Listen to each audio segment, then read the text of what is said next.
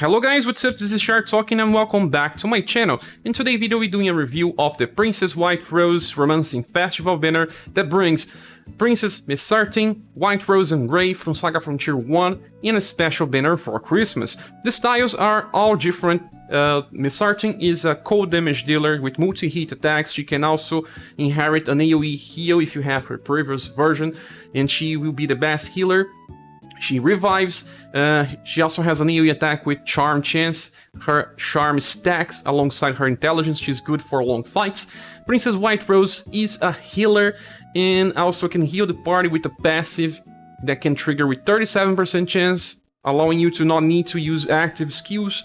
She can also do a better nuke finally, but it also recovers her HP. It's not as strong, but at least helps out with overdrive burst damage.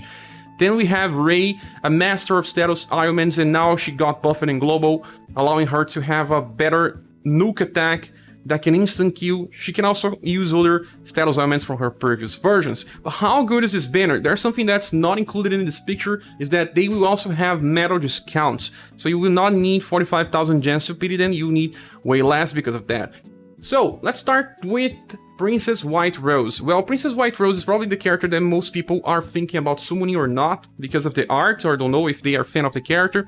And something needs to be said, this is not bad, but she is getting released after such a very powerful version. The Halloween version, we will call her Pumpkin Rose, and the newest one will be calling Blue Rose, so that you guys can understand. We need to make some comparisons since the Halloween version is kind of recent, and they clash sometimes, although this one is more specialized in healing, the other one is more specialized in support and will buffs. Okay, before, let's give a look on her status. She has very low STR, very low endurance, very low dexterity. We were expecting this. And then she has 73 agility. That's not that high for mages. It's kind of on the average. She has 81% for intelligence. That's not so high. She would not be that good damage dealer. And her will is on 72. Love was buffed, so she now has 100%. That's a lot, 100%. And 64 charm. Okay, with that said, let's compare her status to Pumpkin. Pumpkin Rose has 85 intelligence and 75 agility. When you compare, this is not that different. We have very similar status. Even the mage version doesn't have much difference. So we are looking on different versions of Princess White Rose with similar status. There's not much difference between them. What you need to look is the passives. They are what make the character better or not, depending on the situation. And well, the first thing here is that the Pumpkin version of her has something that makes her more important in the long run. That is energized intelligence and will. Why? Every new turn she gets an intelligence and will buff. The value is 15%, and that is good enough. And I must say that because of this, she just stays relevant. Chocolate Ball was a very powerful skill introduced with the first limited version of her, this one here, that also stopped being so good. Why? Because this version of White Rose has a very low agility, 36% only. And remember, spellcasters need both agility and intelligence to have accuracy. So, the accuracy of them is a mix between these two status. If one of them is low, you will just start missing. And it's what was happening with her. I was missing with Choco Balls. Choco Balls is so important because it's used for many different strategies. To reduce the incoming damage of martial arts, to reduce the spell accuracy for boss enemies that use spells, and also to just start evading when used with buffers. Yeah, you can debuff the accuracy for your enemy and buff your agility and start evading. Choco Balls and Aerodyne from Bustling are something very useful because of that.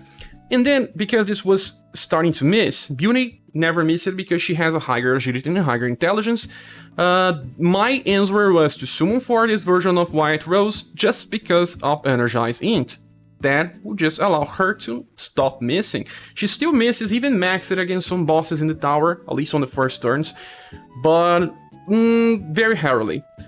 And this is something that still makes this Princess White Rose more relevant for the future. She also has overtension, and the most important thing is that she gets a will buff to the party every time that she's being attacked, even when she's evading. So you will also ignore status effects and also increase your resistance against spell damage.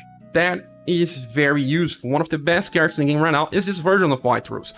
So why we're talking about her so much? Because look, she also has a retention. This is the same passive that will give her a little of an edge when trying to, well, give a burst damage in overdrive. She does have a better spell for this. She has a double S power 49 modifier attack, but she's more focused on just healing and sustain. For the first passive, Healing Energy will allow her to recover the whole party by a very small effect. Very small effect is around 170s when she's maxed, and the chance is 37%. So I don't know how good this can be, but it's also her selling point, because healing without spending BP or even LP may be needed in very long fights. Where do we find these fights? In tower. But in tower, sometimes you may also need to decrease spell damage, so using the Halloween version may be better. But if you don't need to decrease spell damage and or maybe status elements chances, this one may give you an edge if you are not missing for Choco Balls as well. But the healing is not that powerful. 170 will not change the outcome of battle most of the time. It may help, but if you are playing with characters like Mirza or the UDX version of Matchwork, you are already healing for a lot. Depending on the length of the battle, they are probably enough to kill the types of enemies, and if you have the styles, it just gives you even more reason to not look on this Princess White Rose as something desirable. Like I said, she can still be better if you don't need to decrease spell damage. Okay, the second passive, Starry Night Rose. On the end of a turn, she has a medium chance to recover her own HP and her own BP. This is something remaining from her first style, that she also had a chance to, well, recover BP, as you can see here, and recover HP as well. It's a mix of both passives. Here, the first one and the last one.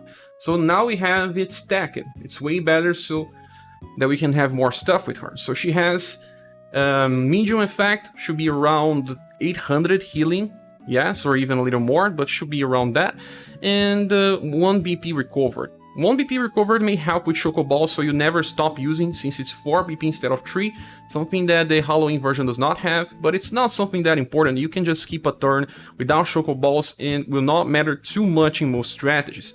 The healing is even more important, since maybe, depending on the situation, you will not need to heal her. Yes.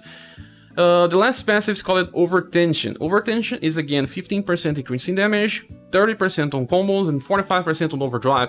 Since she can be used for some overdrive burst damage with her last skill, this helps kinda sometimes killing a boss, but only if it's weak to sun. If it's not, it will not affect too much, but at least it's something to try to make her better on boss fights. The first skill is called Light Swarm, and uses 2 BP when fully awakened, and with C power 15 modifier. It's not that strong, it doesn't carry any effect, so well, it's just there. If you want to use her with Choco Balls, you'll probably be using that just all the time. Then we have Ray of Hope. Ray of Hope is the same skill that you can also get with the very first limited one. Ray of Hope is busted, it's just like the best single target heal you can have in the game. It usually heals for all HP and also cures status ailments. But we can also get this Ray of Hope in the S style that is on Robin Cup now. So that's why this version of White Rose is kind of the definitive version. The Pumpkin version can just use Choco Balls, Princess Pumpkin Party, Photosphere Shot, and also the Ray of Hope healing. She has a lot of different utilities into helping the party increase damage because of the buffing endurance or will, or allowing them to evade with agility debuff, or removing all status ailments, also buffing endurance, will, love, and charisma. There's plenty of effects here, and that's not the same case here. We have Ray of Hope, something that we can also get for free. And then the last skill is No Rose. It's the first nuke that she has access to. It's not that strong because it's only double S power 49 with fire, and it deals damage, sun, single target, and after the damage she will recover HP. It should be very close to 1000, it's a very powerful healing, but the thing is, it's kinda too much. You don't need a Snow Rose attack because she already self-heal a lot, and I don't know how you'll be saving 9 BP with this version of her if you are inheriting Choco Balls. You'll be using Choco Balls in most strategies anyway, Area of Hope when you need an emergency healing. Let's talk about her heal chances. She already has 37% chance to heal the party for around 107s and something along that, and then she also has 25% chance separately to self-heal for a very high value alongside her BP. So it's kind of overkill to having this spell, since you will probably not be using it too much. Halloween Princess White Rose is the definitive version even when we see this release, but there are situations where you may prefer this Princess White Rose instead of the Halloween one, and let me try to explain. Let's talk about the high stage in tower. I mean, a very, very high stage. And the enemies don't attack with spells, they only attack with physical attacks. That means that your will buff does not help. And the fight is very long, meaning that you may need extra healings to sometimes survive better. This Princess White Rose will then be better than Halloween. Only in these situations. If enemies have any type of spell and also status ailments, you will prefer the other one, since she can cleanse the whole party and it's the only one that's able to do that right now in the game. If you don't have the Halloween one, this one adds value, since you can still inherit the Choco Ball attack if you have the Choco Ball, and she will just operate very well. Ray of Hope and Choco Balls are still the most important skills from Princess White Rose, and her healing effect is unique. There's no other character with such a high chance to heal with passive. We have also another character that is Minstrel, but he only heals with 25% chance for lower values. So it's not that she's bad, it's just that she conflicts with her past style. Now it's time to talk about Mesarthim, and we have 3 different styles of her. One was free, we can say this one was the first limited, I Hate Human Stench. The Water Mystic Dilemma is the free one, and Prayers to My Savior is the newest one, and limited as well. Giving a look on her status, she never had high intelligence, she only had 82 with the free style. The first premium style was only focused on healing, the status were terrible, but now you can see she has 80% agility, not that bad, 96 intelligence, 75 will, and 88% charisma. Very high charisma, and that's important. Let's just click here. This Mesarthim has even bonuses for agility and intelligence, something that she needs into her build. First passive, we have Energized Intelligence and Charisma. And this is interesting and very important. In JP, it was only a chance, 25% chance of buffing the 2 status. We are moving to a meta where characters just buff themselves every turn, and Mesarthim has this, and having this for intelligence will allow her to inflict status ailments easier. She does have 2 different things that she can do with her high intelligence for status, but we'll talk more about that later. And also in long fights, it just gets stronger and stronger and stronger, and healing more and more depending on characters. If she's being used with Princess White Rose, her healing just gets better and better. The second passive calls Weak Point Focus 4, and she increases damage by 20% when hitting weak targets. And the last one is Battle Tension, 15% increase in damage and plus 1 BP on start of battle, and just that. So 35% when hitting weak targets, only 15 when not hitting weak targets, and 1 more BP on start of a fight alongside a buff to intelligence and charisma on start of every new turn. That is not a bad combination, guys. And for our skills, we have Ice Javelin plus an AoE attack with 4 BP and deep power, and the buff of their endurance. It's a chance this debuff can reach 15%. There's not many cases where we need to debuff endurance, but if you need, you have this, and the power is still okay for a cheap AoE. Then we have Squeeze, a 7 BP skill that hits 2 times, and the good thing is that because it hits 2 times with double S weapon upgrades now, it deals very good amount of damage. Even a little more than Liz Dragon attack that uses 8 BP. And because she even buffs herself and has better passives, it means that she will just overcome Liz easily. For long fights, she will do more. It's still strange to have a 7 BP skill for this. I believe it should be reduced to 6, because, you know, You get 3 BP every turn, and she will do what while she's waiting? Normal attacks. Normal attacks from mages at least buff their intelligence, but you are still not getting as much damage as you could. Then we have the last skill called Thunder Veil, and let me remove from the picture. It is an AoE attack with B power 21 modifier. It's not that high, guys. Yes, it's not. Considering that it's using 9 BP, it could be a little better. It inflicts charm on target. It depends on her charisma to have a higher chance.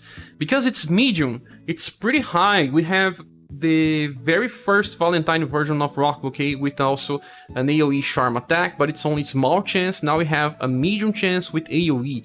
Because she just keeps stacking charisma, she will have the highest chance in the game to inflict charm.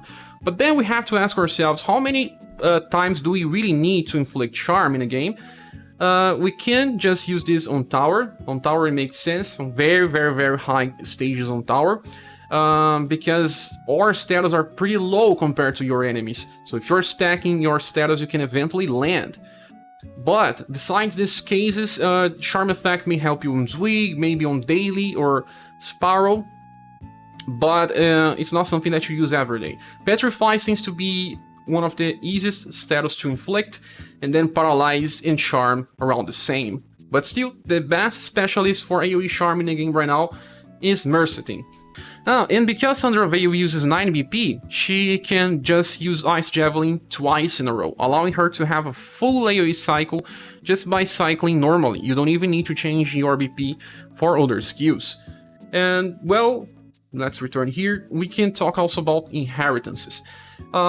The first style of Mesarthim has something very interesting, that is the Rain of Life, the best heal spell in the game. It heals all targets. The value is pretty high, like 900, 1000, depending on the equipment and status. It does use 2 LP, so you can only use this twice. With characters like Mirza and Leon Steelblade Light options right now, we don't have that much of a need of Rain of Life, but it can still help you in different situations because finally this version of Mesarthim is dealing something else. She's doing damage, she can debuff, she can charm, while the very first version was just sitting there waiting to be useful for Rain of Life. Her status were terrible, she didn't have damage passives, and then a very powerful attack called the Maelstrom was not doing damage anyway. And when she was not healing, she had a Aqua Drop that was barely doing damage as well. But now all these skills can bring something else into the newest version of Mesarthim. Aqua Drop can keep her BP for AoE all the time. Ring of Life, like I said, is very useful for fights when you need to revive and heal the party. Maelstrom can be used for farming, depending even on Final Island, will help you do very good damage when needed. There's also a free style of Mesarthim that was given out in the past. This version here has Bubble Pop. This is the best stun skill in the game because it gives a high chance to stun. And it's now even better because she buffs her intelligence all the time, allowing her to also become the best stun inflictor in the game. Now she has 2 trophies, the best charm effect, the best stun effect as well. Also, gives us the question, how many times do we really need stun? And the cost is very cheap, only 3. She can just keep using. You can even bring the stun unit to just work together with her, trying to stun lock an enemy. It can happen. You can even keep buffing yourself with Matriarch to just get a higher agility, and the enemy will just stay stun locked. Even more if you use Holy Stones that decrease stun resistance. I can say that it's a viable strategy. With that said, if you have the past version or even the free version of Mesarthim, this one gets a lot of usage. She becomes a good cycle for AoE damage if you want. She can just be a farmer, she can also be used for boss fights with multiple targets, she can also just stick to using squeeze. And don't forget that this style is also returning with this returning banner alongside Rolfas. Also, let's compare her to the recent version of Liz and the recent version of Joe. I do think that Joe is good because she has a cheaper nuke, but then eventually Mesarthim just does more damage because of squeeze. And Liz starts strong, but then to regain BP to use another single target attack with good damage, it takes too much time, and by that time Mesarthim using her second skill will be doing more damage. They are very different when you see them all. I think that Joe is more of a farmer when you add El Nino into the first one, but also competent enough by use of either heal or intelligence debuff, while Mesarthim will be used for something else. She is either just constant damage, or someone to inflict charm, or to use in AoE scenarios with her inheritance options of both damage and heal and support. For last, we talk about Rei, and we have 3 different versions of her. A nasty style for inheritances, there is the first limited one and the second limited one. As you can see, the intelligence is higher now on 100%, very nice. She also has incredibly high endurance for a mage, also high will, and the agility is kinda the same as her past style. Well, there's a lot of good things about Rei, because she is pretty unique, to be honest. She carries a lot of status ailment chances, but not just that, she also has a unique passive that allows her to revive if she's killed. Before we talk about that, let's give a look on her agility. That's 78, and she also has a bonus for this, so not that bad. Also bonus for intelligence. Life cycle, when she gets unconsciousnesses, she will just recover only HP by a very small effect, should be around 160 or something, and she would just revive and start again on the next turn. But this will not trigger if she was killed by poison. So life cycle helps her with something that it's provided by her second passive. Bell Ringer will give her a taunt stance with small effect and also increases her own intelligence. You will not need to use Tiger Shark because of this. You can just place her on a Tiger's Den formation that is very defensive, and she would just be attacked more often, and when she dies, she will just revive, allowing you to just heal her back, and if she dies again, she just gets back. And like I was saying, if you have Steel Blade Light users, it's even more interesting. But the intelligence buff is also very important because she's a status augment inflictor. The more time it passes, the higher the chances of inflicting on status augments. And if you are playing on tower for stage 200 and up, you really would appreciate this type of passive. Getting higher chances to inflict many of the status augments that she has is very, very worth. But not just increase your chances, but also increase your damage. And she does have an attack that can be considered a nuke, more into that later. Last passive is called Dire Imp Attack. This one will increase the damage all the time by 15%. And when her HP is not full, the damage will increase even more. Because she's taunting herself, in long fights this will trigger very easily. But for farming, no, this will not trigger when you are farming unless you take a hit.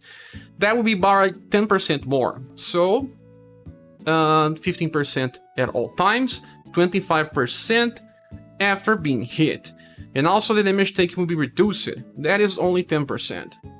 Well, 10% is not much. Some of the other tanks in the game can decrease damage by 30% or something, but because she has Revive, she's pretty unique. So first skills we have Black Cat. Black Cat is a single target attack that can inflict confusion. It's deep power and 3 BP cost, so you can keep using this forever. We do have another character that has a higher chance to inflict confusion right now, that is Evelyn, by importing Ohor.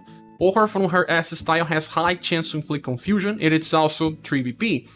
What you can do is, if you need to inflict confusion, you can use both if you want, but I must say that Evelyn has higher chance. But Evelyn will not stack intelligence every turn, so eventually, if you're just on turn 4 and beyond, I do believe that Rei can reach very close.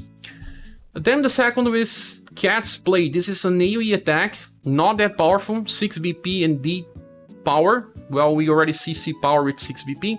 But this one has an added effect of trying to stun targets. There's only a low chance. We were just talking about Mesarthim having access to Bubble Pop to stun and just keep stacking her intelligence. So this one is not that interesting, especially when you want to stun. You usually have a focused target and not an AoE attack, since not all enemies are weak to stun anyway. I don't know how many applications of Cat's Play, something that's just here, but will not bring that much utility.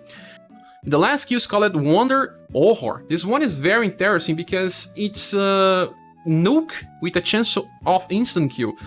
It hits between 2 to 3 times. In JP it was between 1 and 3, so it was more of a gamble.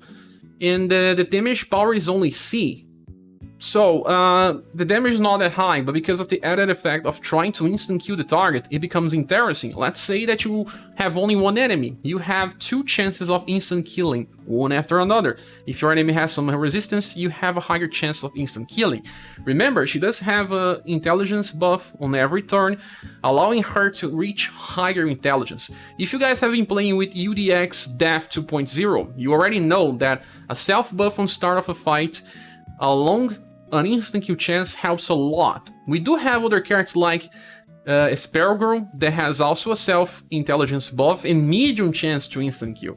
I do believe that one hit with medium chance may be better because you can reach 100% chance easier than hitting multiple times with small chance. That may just mean that you have less than 100% chance of hitting. But depending on the situations, the gamble may be interesting, especially if you are facing an enemy with a wave and you can hit multiple times for some good RNG. And if it does not hit, you can retry and try again.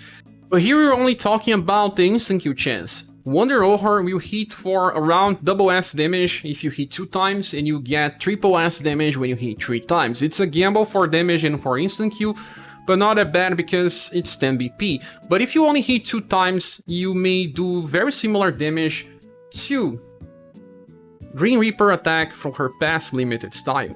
I even made some calculations, the damage is pretty similar. So if your enemy is guaranteed to be instant killed, if you do some comparison between the enemy will and your intelligence, Green Reaper may be better because it will only use 8 PP.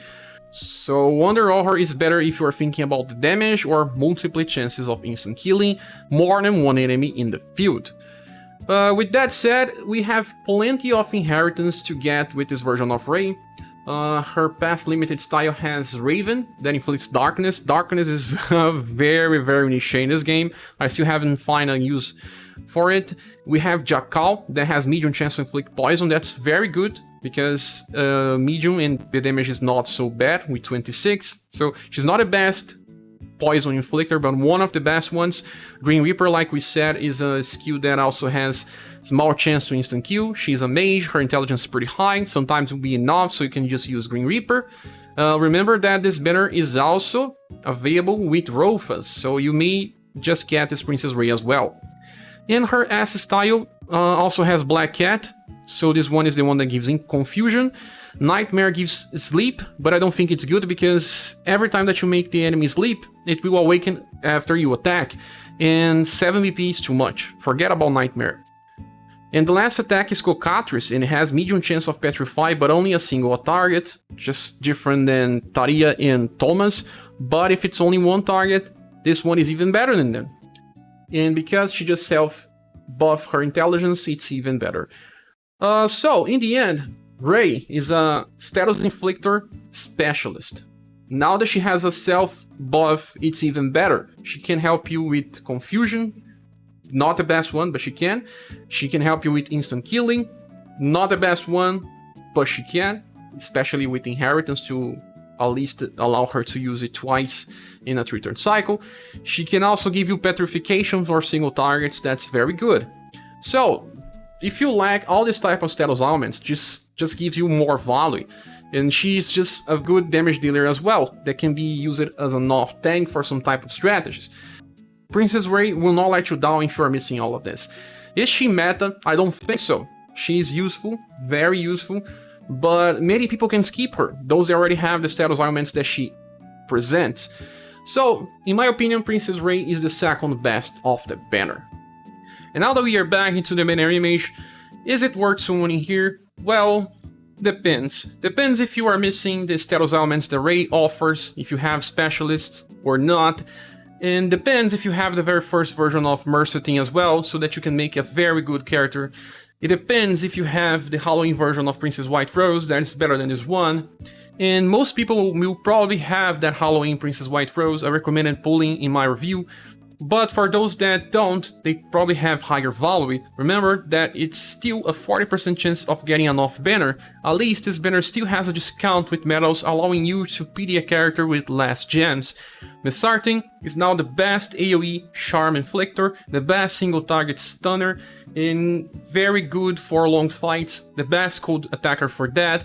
Rey can do something very interesting with her status elements in tower if you are missing specialist, and Princess White Rose will also help you if you are lacking heal, if you don't have the healer specialist. This banner is good, it's not bad, but it really depends on your box. For veterans that need specialists, this may be better. For those that just want to summon for utility, I believe that if you are a very new player, you're better off summoning for maybe Rofus, since he will just help you with farming. In many cases, you can just remove one character and add Rofus, and they are releasing both banners together. This banner will offer you also the past versions of all the styles.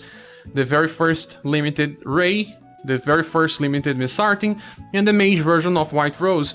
They are not on the meta game anymore, they are not doing high damage, but for new players they can still carry them for a while, and you still have a chance of getting summer version of Acelus. That it's a very interesting specialist for intelligence debuff in counter strategies.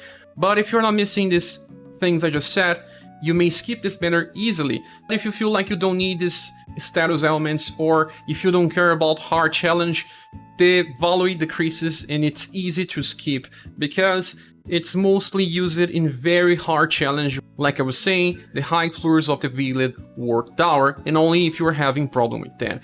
With that said, this is my opinion. I am thinking about skipping because I don't have enough gems. I really like specialists in very niche stuff like Ray, a different type of tank with control over status elements, or Mesarthim being better on stun, something that I want to have, but I don't have too many gems. You have to decide, and there's also some new banners coming up in the future. In New Year's, there may be another banner before the end of the year as well. If you don't decide now, you can still wait at least 1 week to check if there's something else before the end of the years. And I know some people will ask me what are the grades I'll be giving to these characters, and I must say that both Mesarthim and Princess Ray deserve a double S tier, while Princess White Rose, I'm not entirely sure. I don't know if I'll place her in the end of the double S tier or on the top of the S tier, because she lacks Chocoball, something very useful from her own kit, and although she heals the party, it's not reliable. She does not have a debuff, she doesn't have anything by herself. She needs inheritance to be better, and she is not beating Halloween Princess White Rose in utility. With that said, thanks so much for watching this video. I hope it helps you decide if you want to summon these characters or not. And if you want to support the channel, there are links here in the description of the video. And don't forget to join our Discord server, where we talk about SaGa and other games. Hope to see you soon in the next video. Bye!